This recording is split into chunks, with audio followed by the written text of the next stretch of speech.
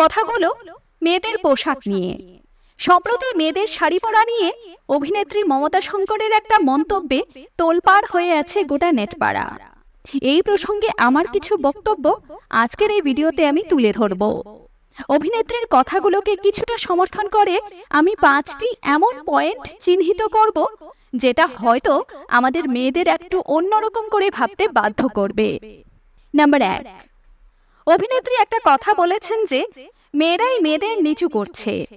কথাটা কিন্তু তিনি খুব একটা মন্দ বলেননি, কারণ আজকাল কিছু মেয়েরা আধুনিকতার নামে এমন সব কার্যকলাপ করে ঘুরে বেড়ায় যার কারণে গোটা মেয়ে সমাজকে কলঙ্কিত হতে হয়।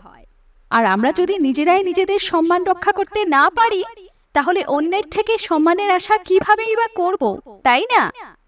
নাম্বার 2, কিছু মেয়েদের ধারণা শরীর প্রদর্শনকারী পোশাক পরিধান করলেই বোধহয় আকর্ষণীয় হওয়া যায়, কিন্তু তারা এটা জানে না যে এই আকর্ষণ মনের হয় না, এই আকর্ষণ হয় দেহের, লোভের, লালসার।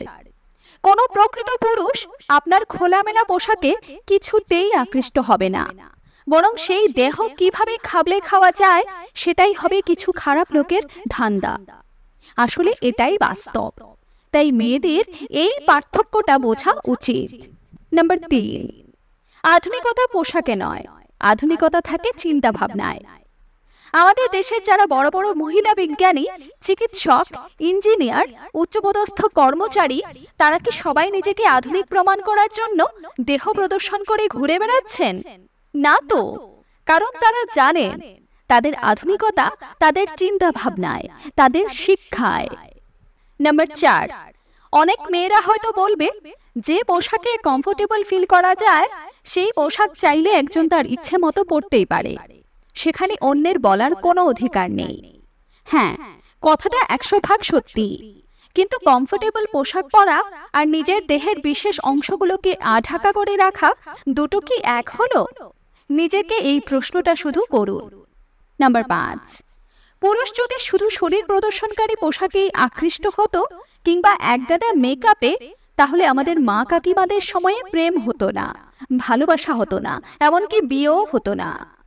তারা তো সেরকম পোশাক পরতেন না, সেরকম মেকআপের কোনো ধারণা সে সময় ছিল না। তাই বলে কি তারা দেখতে অসুন্দর ছিলেন কিংবা কোনো পুরুষের তাদেরকে মনে ধরেনি? কথাগুলোর সাথে একমত কিনা সেটা অবশ্যই কমেন্ট করে জানাবেন। আর এমন আরো তথ্যমূলক ভিডিও পেতে অন্তহীন মোটিভেশন ফেসবুক পেজকে ফলো করতে ভুলবেন না। ধন্যবাদ।